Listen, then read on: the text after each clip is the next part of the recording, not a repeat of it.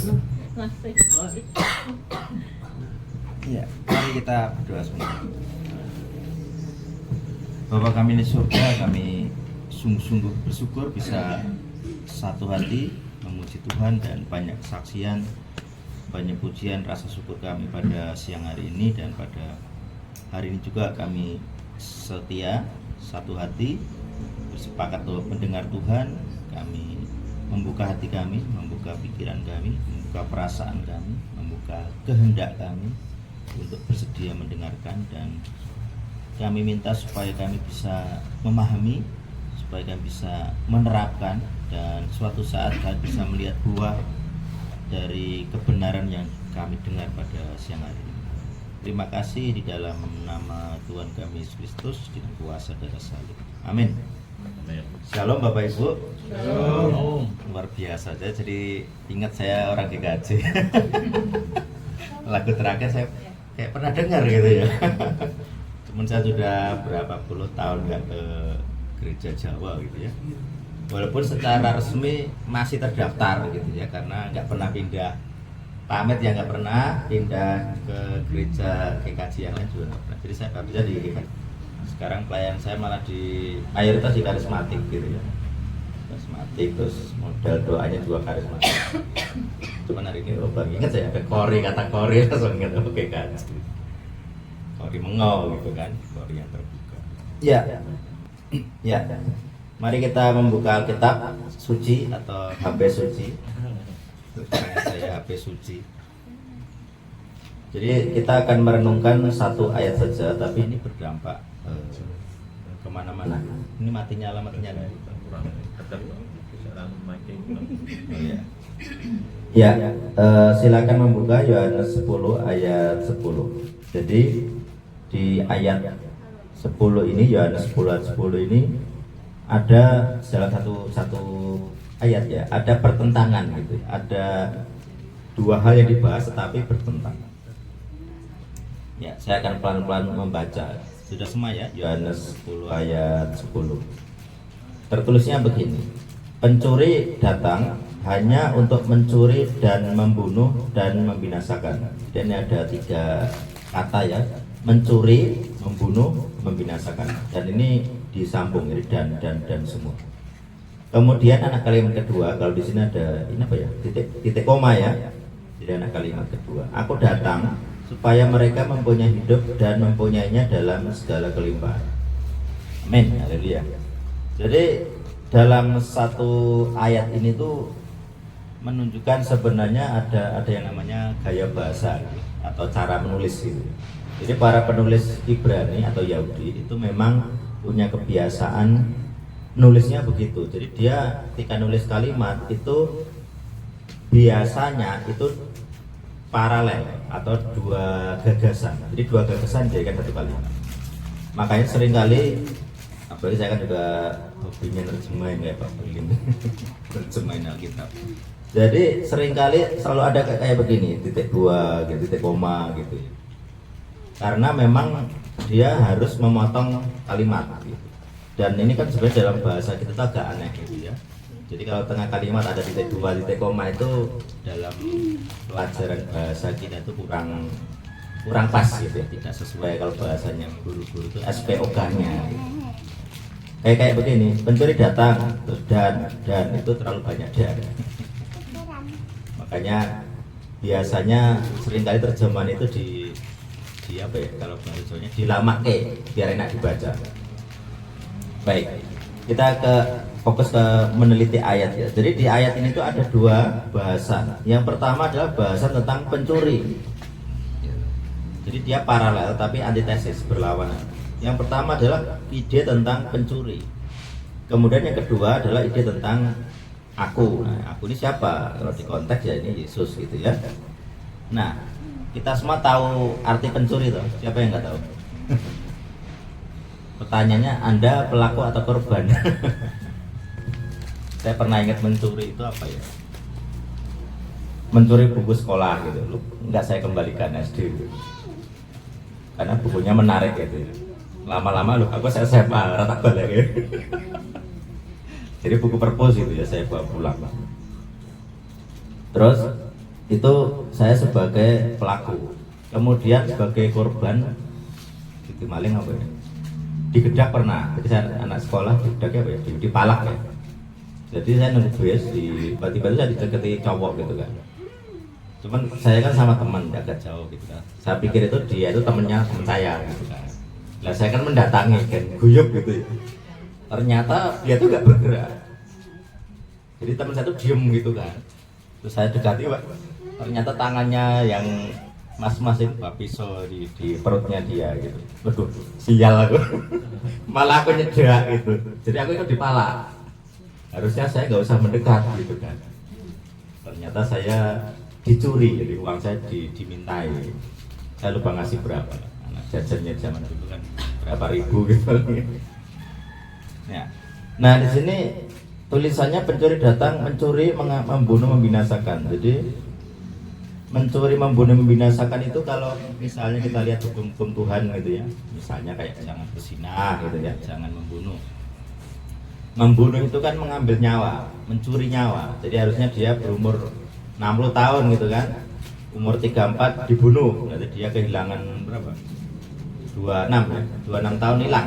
Jadi jatah dari Tuhan 60 misalnya, diambil. Nah, kita banyak ngalami kan, misalnya kita punya gereja, pernah kan ada di Solo Raya banyak gereja dibom misalnya, yang mati juga ada. Harusnya dia berumur lebih panjang gitu kan, tapi karena dibom ada yang kehilangan nyawa, ada yang cacat permanen gitu kan, berarti dia kehilangan sesuatu. Jadi pencuri itu mengambil sesuatu, bisa nyawa, bisa harta. Kalau di PL itu ada tulisan bisa ternak gitu ya, kambing, sapi, bisa istri atau suami gitu. Sekarang banyak will dan pil gitu.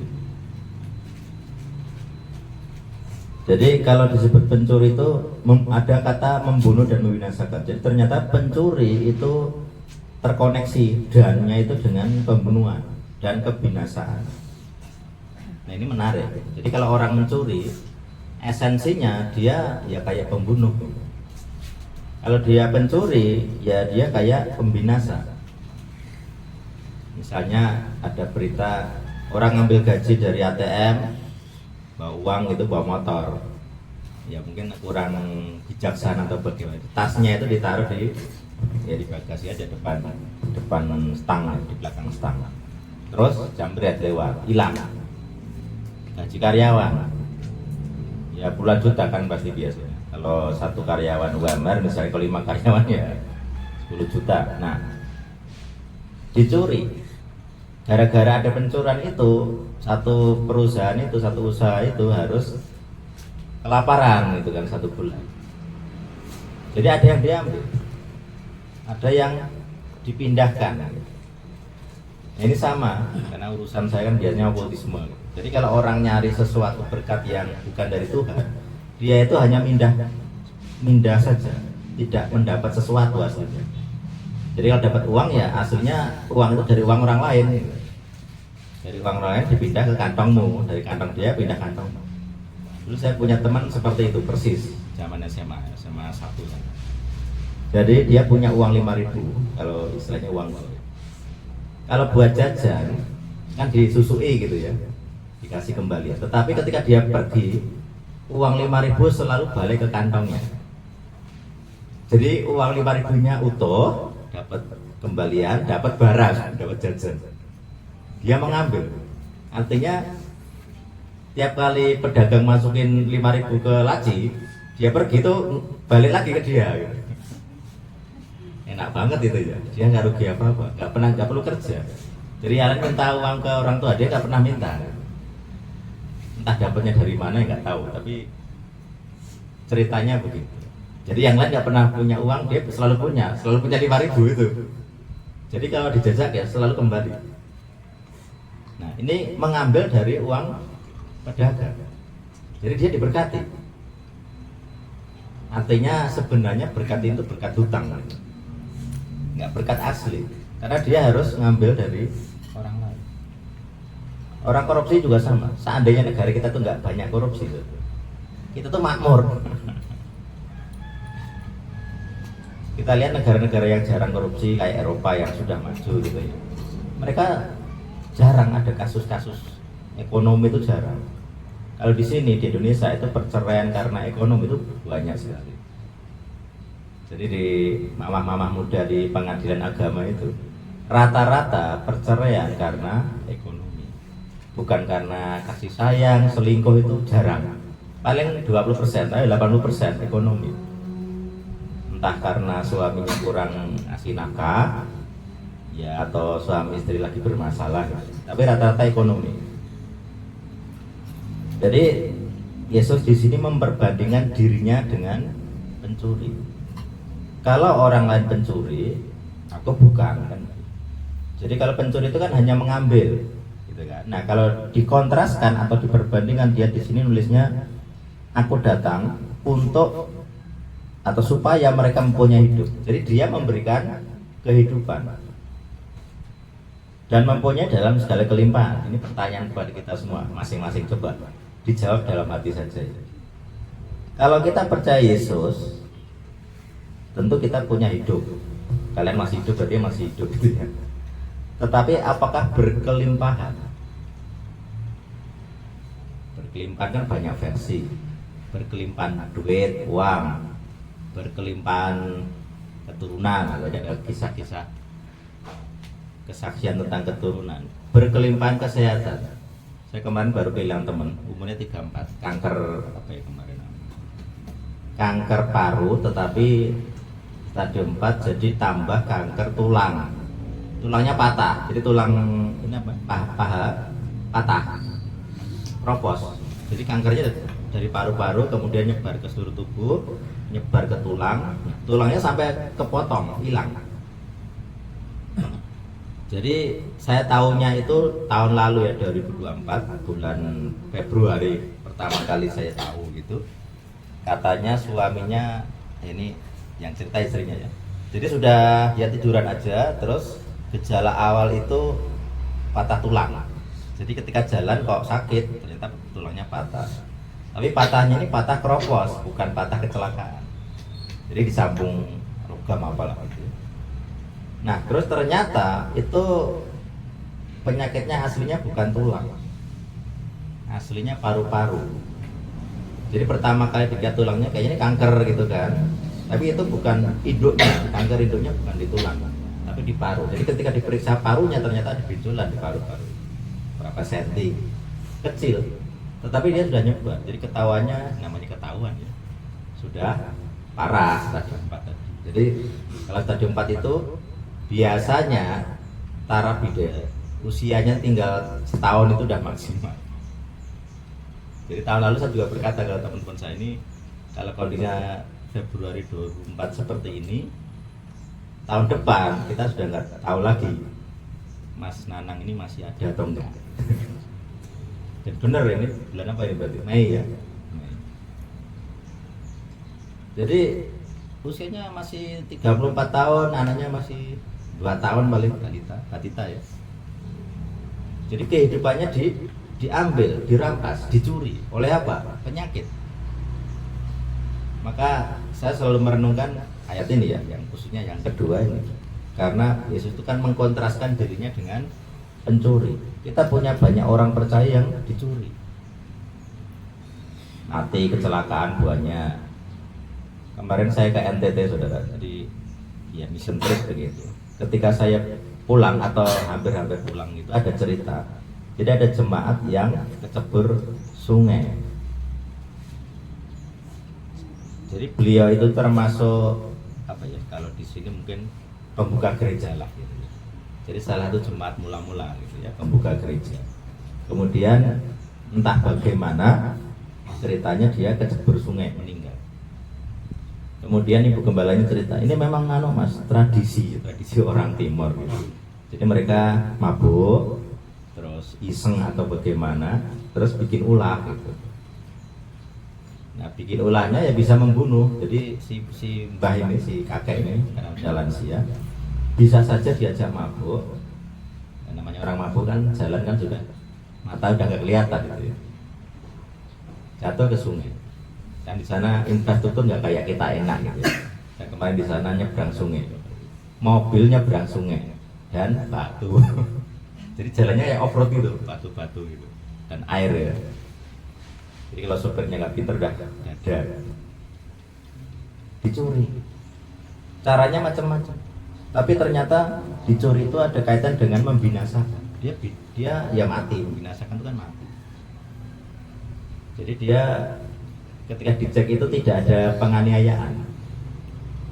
Jadi orang bertanya-tanya, ini bunuh diri, dibunuh atau lalai gitu, mabuk terus kecegur gitu kan, bisa kelalaian dia sendiri. Jadi sulit. Tapi intinya adalah dia kehilangan nyawa karena sesuatu yang seharusnya tidak ada. Kecuali dia di penyakit alami gitu kan orang masih terima gitu ya, itu kehendak Tuhan gitu. Tapi kalau misalnya kecelakaan terus kayak tadi yang nggak jelas gitu, orang bertanya-tanya, ini orang Kristen ternyata mengalami juga. Kita mengalami dicuri. Kita orang Kristen mungkin harus bergumul kayak Abraham tadi, 75 tahun dan nanti anak, terus Tuhan berjanji gitu. Jadi sangat sulit gitu. Tuhan berjanji kepada kita, tetapi mata kita itu melihat sebaliknya. Saya sendiri juga ngalami gitu ya, bahwa ya namanya saya tidak berniat kayak sekarang pelayaran begini gitu ya. Kuliah saya juga bukan teologi gitu. Tapi namanya Tuhan memanggil. Sebenarnya saya menunggu kayak Abraham gitu. Kalau Tuhan memanggil, boyo kayak janji lah. Nanti kamu kalau ikut aku gitu, pelayaran nanti tak kasih fasilitas ini, itu kan enak. Ada omongannya, ada perjanjiannya. Orang Jawa kan didelok tembunge gitu. Ini nggak ada, hanya nyuruh saja. Jangan teruskan itu karirmu, berhenti, pindah. Nah kan mikir saja, pelayaran duitnya dari mana? Mikirnya kencang, stres gitu. Kalau masih boleh kerja masih mending gitu ya. Jadi kemarin saya juga namanya kerja gitu ya, kayak Pak Berlin saya pernah di Sabda 4 tahun. Itu pelayanan atau kerja saya juga bingung. Jadi pelayanan tapi ya kerja. Tapi juga ada nggak cocoknya gitu. Kayaknya ini bukan di sini tempat saya akan berakhir gitu. Ini kan bukan di Sabda. Jadi saya pikir belajar pelayanan gitu ya, tapi bukan di situ.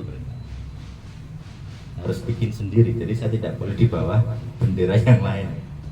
Kalau kerja ya jadi pemimpin gitu, maksudnya entrepreneur lah atau apa, mikir saya begitu ya. Yang jelas tidak bisa jadi karyawan, jadi apa ya, menjalankan keinginan orang lain. Nah, akhirnya dengan pemahaman seperti itu saya minta tanda. Pokoknya kalau 2019 Tuhan, kan saya bikin kayak komunitas lah, tanda petik gereja gitu ya. Kalau punya tim yang solid, 2019 saya siap-siap full time. Sudah tidak pikir karir, tidak pikir pekerjaan. Nah kemudian 2019 terbukti. Tapi ini nggak ada janji yang kayak Abraham yang enak gitu ya. Nanti keturunanmu kayak Pastor Dila, kan omongannya jelas, Tuhan ngomongnya jelas. Ini nggak jelas. Janji dicukupi ya tidak ada. Hanya disuruh. Makanya saya selalu merenungkan ayat ini dengan kalau kita sambil berdoa itu kan hobinya begitu. Amin saudara. Kalau begitu ya, kita berdoa, amin. Ya boleh kalau lagi KKR itu, pendetanya semangat. Amin saudara. Nah, angkat tangan orang pasti amin bersama. Pertanyaan kita tuh kalau ngomong amin, ngerti nggak artinya? Apakah itu sekedar tradisi genap-genap? Jadi nek berdoa genap-genap ya ngomong amin. Kalau bersyukur genap-genapnya ngomong haleluya kan? Begitu kan? Latah. Jadi kata amin itu terkait dengan kata aman, terkait dengan kata iman. Itu satu kata, satu keluarga kan. Jadi kalau orang beriman, orang itu akan merasa aman dan dia akan bisa berkata amin. Harusnya begitu.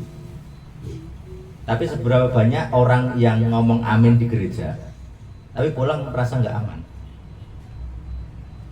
Waduh, pinjol kurang tak bayar. Ada kami, aku laku. Saya kalau main game tiba-tiba muncul itu, ada kami. Iklannya 2 menit lagi, di skip raiso. Ini akan utang terus ya, ada kami, aku laku gitu.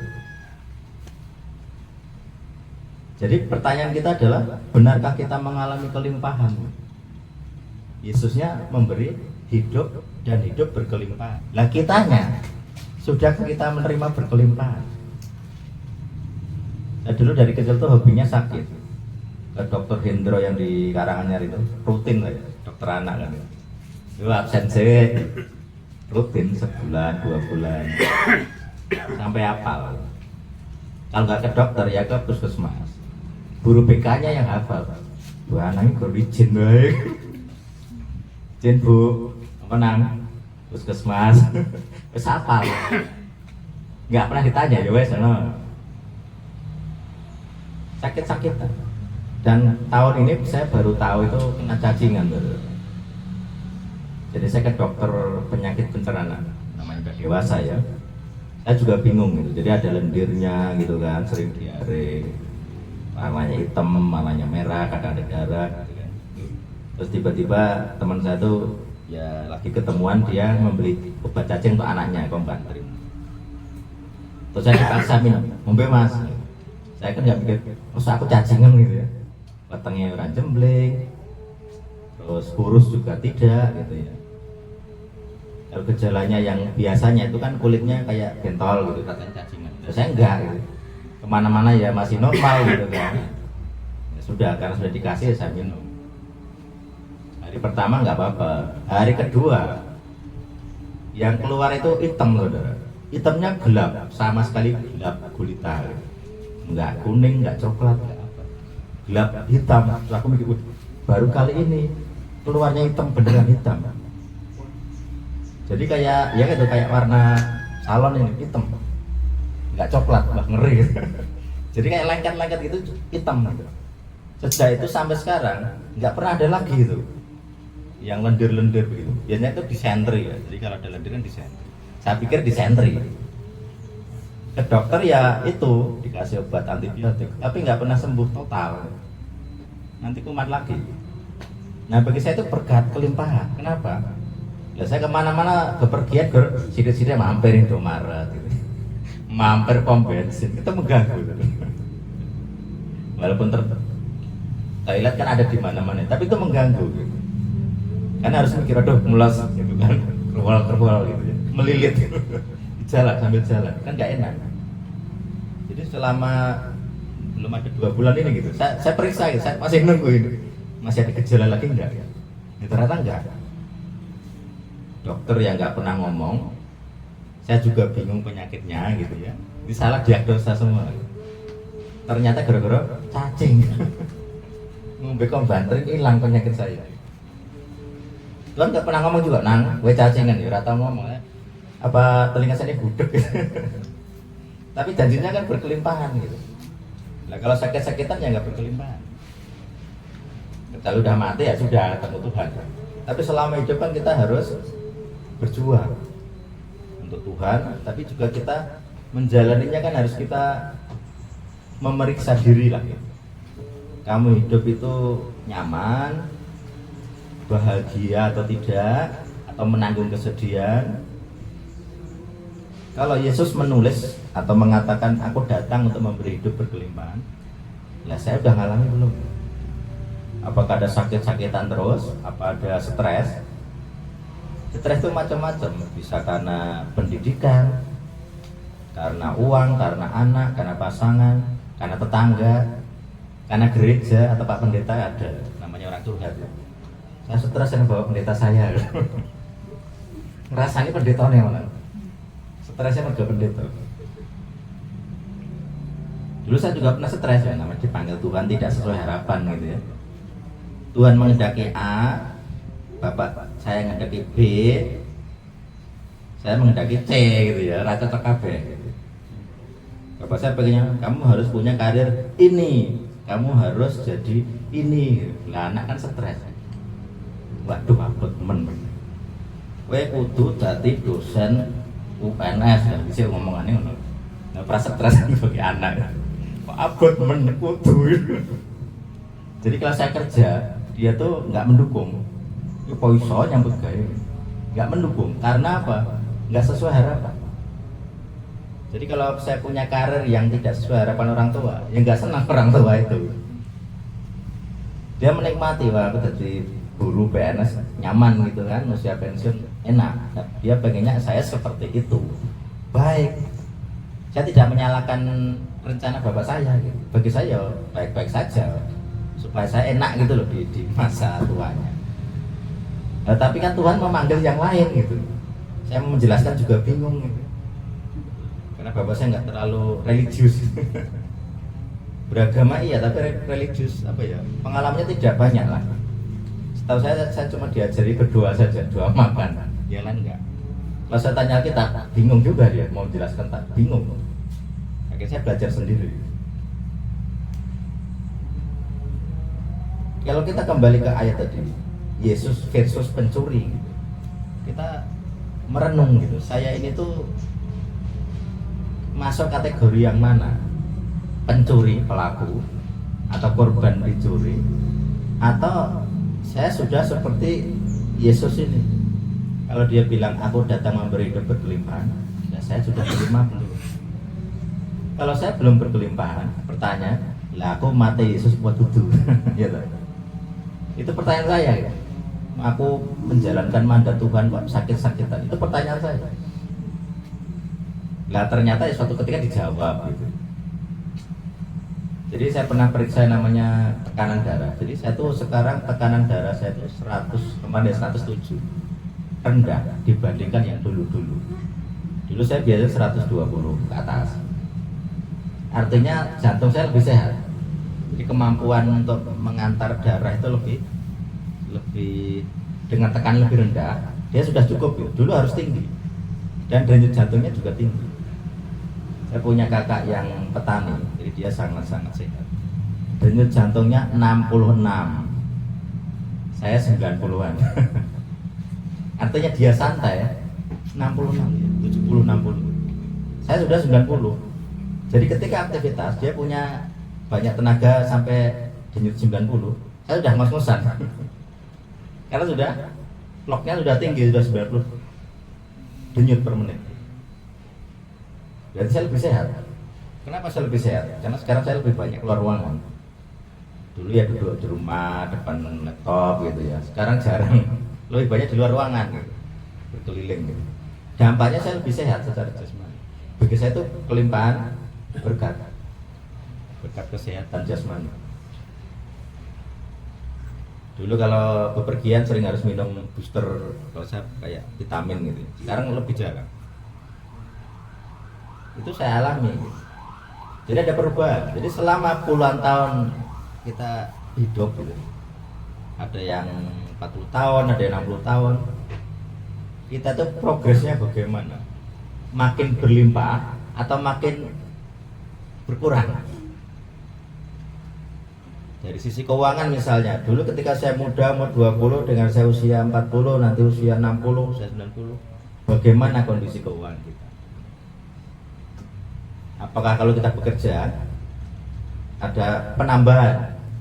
Kita makin punya banyak kenalan, akses gitu ya, kita punya banyak jaringan gitu ya. Kalau butuh apa-apa, oh kae mas kae, oh nek butuh iki, oh kae mbak kae gitu. Itu kelimpahan. Dhisik ra mudeng apa-apa. Dadak iki bingung ya, golek dadak HP nang ngene sapa. Kalau ramen golek sing murah gitu kan. Itu kelimpahan. Kayak kita kemarin saya beli barang di online gitu.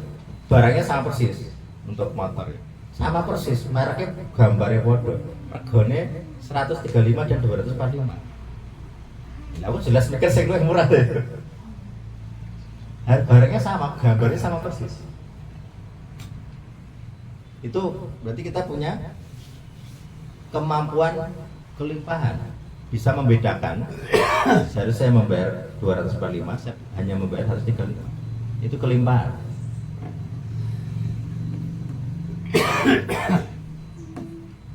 Jadi perenungan kita pada siang hari ini adalah sudahkah kita ngalami? Kalau belum, itu pertanyaan. Kalau kita orang Kristen, Yesus menyembuhkan di masa itu 2000 tahun lalu. Sekarang kita bagaimana? Kalau dulu dia dikhianati tetapi tetap mengasihi, sekarang kita bagaimana? Pernah nggak dikhianati? Pernah nggak ditusuk oleh teman sendiri? Jadi kalau kita standarnya Yesus, dia kan manusia kan. Jadi ya artinya kita semestinya diberkati atau berlimpah seperti Yesus. Maka tantangan-tantangan 12 murid itu bagi kita sangat berat, tapi juga memungkinkan. Misalnya, tanda-tanda ini akan menyertai orang percaya. Satu apa? Menyembuhkan orang sakit, membangkitkan orang mati, mengusir setan, menahirkan orang dusta. Jadi itu selalu menjadi perenungan bagi saya. Karena itu dikatakan tanda-tanda orang percaya. Jadi kalau kita orang percaya, tandanya apa? Paling gampang melihatnya tanda. Yang dulu jidate ya, saya dulu di agama Muslim. Saya dulu kuliah, ini jenggot saya lebih panjang dari Pak Berlin. Kayak kambing gini. Jadi karena dulu saya nggak punya motor, saya jalan kaki dari MIPA ke gerbang kampus depan tuh. Dihampiri saya sama kaum sebelah. Marianto ikut saya. Batinku kena ngerti kafir tuh gitu. Jadi gondrong panjang gini. Saya biarin gitu ya. Mumpung rong skripsi, apa itu namanya? Seminar lah, aman nggak apa-apa. Jadi potong nanti pas ujian skripsi. Jadi begitu, orang nggak tahu. Saya bukan mat mereka tuh nggak tahu. Saya ketahuan gara-gara PMK, karena MIPA itu kan kayak bukit. Jadi kalau Jumat-Jumat kan ngumpul semua. Sing Rohis yang ngumpul, sing Kristen yang ngumpul, KMK yang ngumpul. Lah cilakanya saya ngisi renungan berdiri. Saya berdiri ketahuan semua itu. Noleh semua tuh, antem-antem noleh semua. Wah repot ini. Identitas terekspos. Jadi sing kota jenggoten gitu.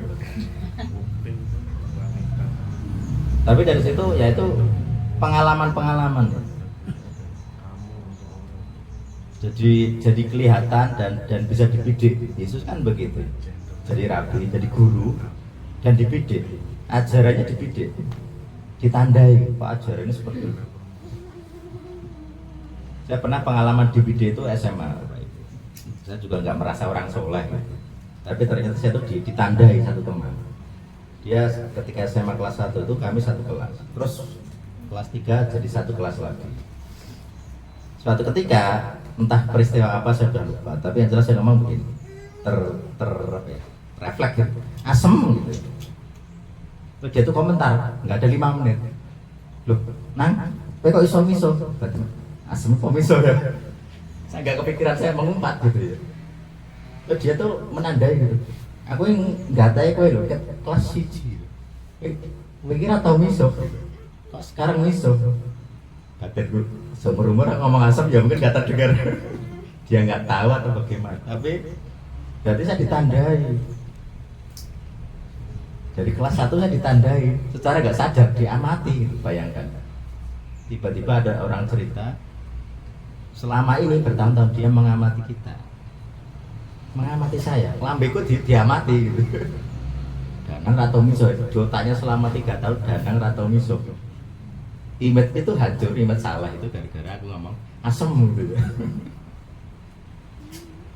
Tapi ditandai kita. Tetangga-tetangga menandai kita. Wong Kristen piye itu? Nah urusan utang wong Kristen piye gitu. Kayak Berlin urusan utang piye gitu. Tetanggamu melihat semua, diam-diam dia mengamati. Nek belanja kayak ndopos ora kayak. Nek iuran warga rajin ora kayak. Wis ngono-ngono kuwi. Ditandai. Saya di kampung kurang bergaul karena sering bepergian. Tapi kakak saya kan ketua pemuda, ketua Karang Taruna, jadi saya masih terampuni lah. Coba bapak saya bukan sesepuh, karena simbah saya kan lurah gitu ya. Bapak saya kan sesepuh. Terus kakak saya Karang Taruna, jadi rada-rada prestis lah. Jadi walaupun saya kurang bergaul di lingkungan, ya masih dimaklumi. Ya kadang orang jengkel gitu. Mas jangan ratau ngetok. Tapi kan dia ngerti, pengilu gitu ya. Nang omah ratau nek diampuni, ditoleransi. Karena keluarga saya aktivis. Tapi ditandai gitu. Kita diperiksa oleh sekeliling. Dan ternyata bukan hanya manusia. Kitab Wahyu mengatakan para saksi yang melihat kita itu seperti awan. Bukan hanya manusia. Setan ya menjadi saksi, Tuhan ya saksi, malaikat ya saksi. Contohnya kitab Ayub. Kalau Bapak Ibu pernah baca, Ayub dihakimi oleh siapa coba? Oleh suatu majelis. Ada anak Tuhan, ada malaikat, ada setan katanya hadir di situ. Terus Tuhan ngomong, "Hai, apakah kalian lihat hambaku Ayub?" Semuanya komentar kan, karena Tuhan yang ngomong kan, Tuhan semuanya komentar. Malaikat ngomong apa, setan ngomong apa. Lah setan langsung ngomong, kesalahannya karena kau lindungi. Coba perlindunganmu diambil.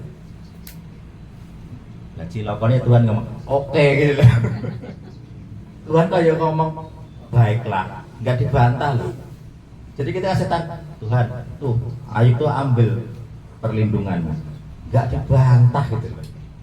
Buat Tuhan, oh enggak ya jangan ngomong gitulah, yang ngono loh.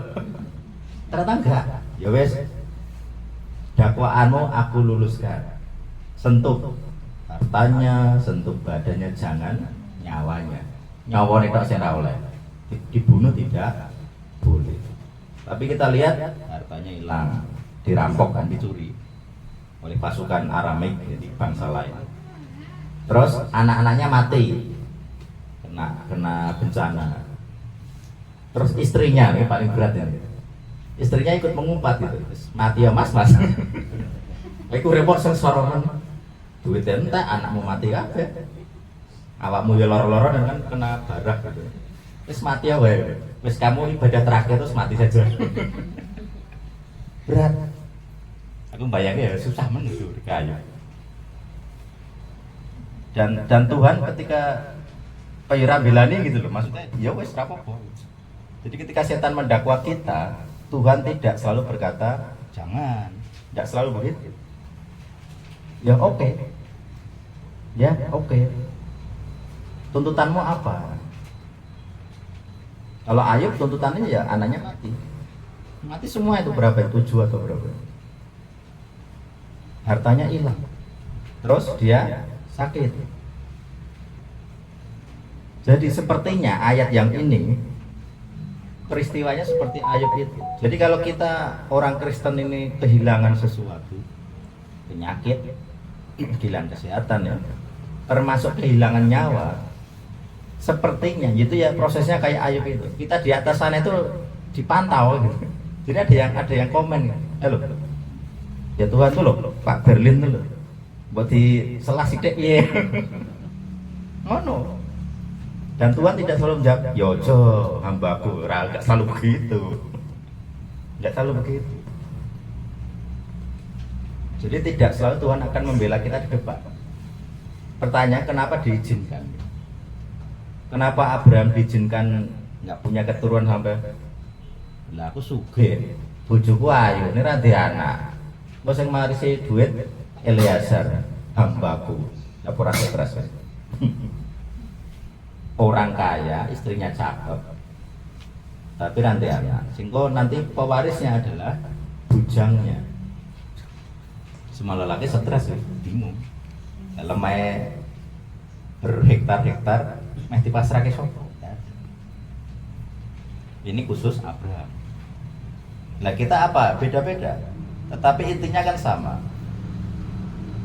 Kita bisa punya persoalan, kita bisa didakwa oleh yang tidak kelihatan ini. Kita hanya tiba-tiba ya dundung ya, tiba-tiba sakit, tiba-tiba kecelakaan, tiba-tiba kehilangan sesuatu. Maka piye solusinya? Apa caranya kita bisa menghindar? Kita lihat bahwa Ayub itu tidak sadar loh, didakwa itu Ayub tidak sadar. Dia tiba-tiba aja dapat berita, anakmu mati semua, hartamu dirampas. Ketika dia sakit juga dia bingung, loro apa, kok bukannya aku orang salah ya? Jadi Ayub itu orang salah. Jadi kalau kita bandingkan sekarang itu, lah aku tiap minggu ibadah ya, kita kolektor aku ya rajin, ya kok duitku hilang. Aku sudah memberkati pekerjaan Tuhan, kok aku kena petaka. Dari pelayanan saya sejak 2016, ternyata itu ada sebabnya. Jadi kenapa saya menderita A, kenapa saya kena B, ya ada alasan, ada hukumnya.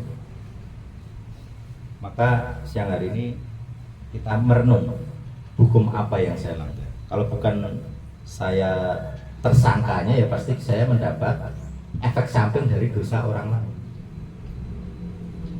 Kalau saya pinjol tadi, itu saya mati, siapa yang ditagih? Mesti HP-nya langsung ngirim pesan ke semua teman gitu.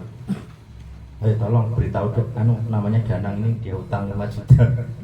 Saya pernah saudara di Facebook, ada orang Japri suruh ngomong ke teman saya namanya ini gitu, tolong dia segera membayar utangnya. Saya bingung, perasaan mas saya duitnya apa?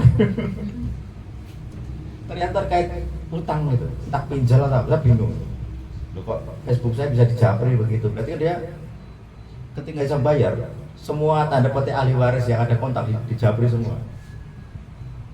Nggak hanya anaknya, harusnya kan hanya anaknya. Resminya tuh hanya anaknya, keluarga. Nah, ini enggak, teman-temannya semua dijapri, ditagih.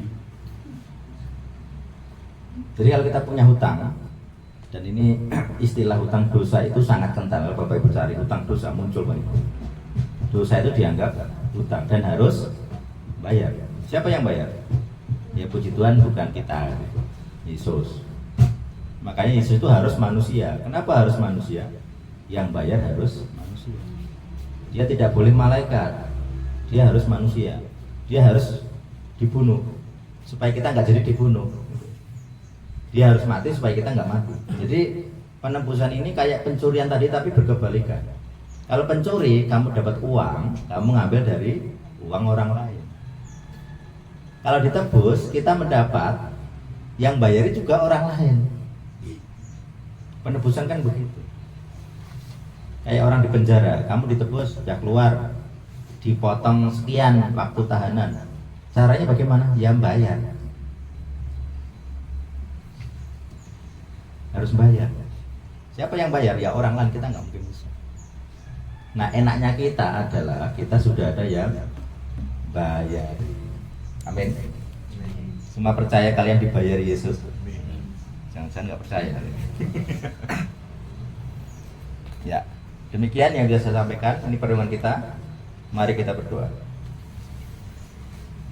Bapa kami di surga, kami bersyukur pada siang hari ini kami mengenal Yesus sebagai Tuhan, tetapi bukan sekedar Tuhan yang jauh di atas sana, tetapi Tuhan yang turun ke bumi menjadi Immanuel bersama-sama kami. Jadi Tuhan itu sudah bersama-sama kami. Dan kami juga mempercayai, kami mengimani bahwa Yesus itu adalah Juru Selamat, penebus, sudah menebus kami dari segala petaka, kematian kami dilewatkan.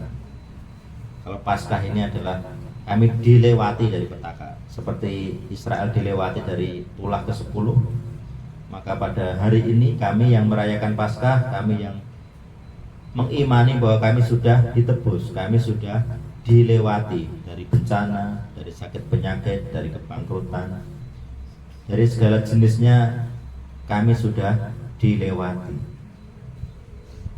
Dan kalau kami tidak dilewati, kami mengakui bahwa kami ini mengimani hal-hal lain, entah kami atau keluarga kami atau leluhur-leluhur kami yang terdahulu telah mempercayai Tuhan yang salah, Tuhan yang lain, dan sekarang kami harus menanggungnya.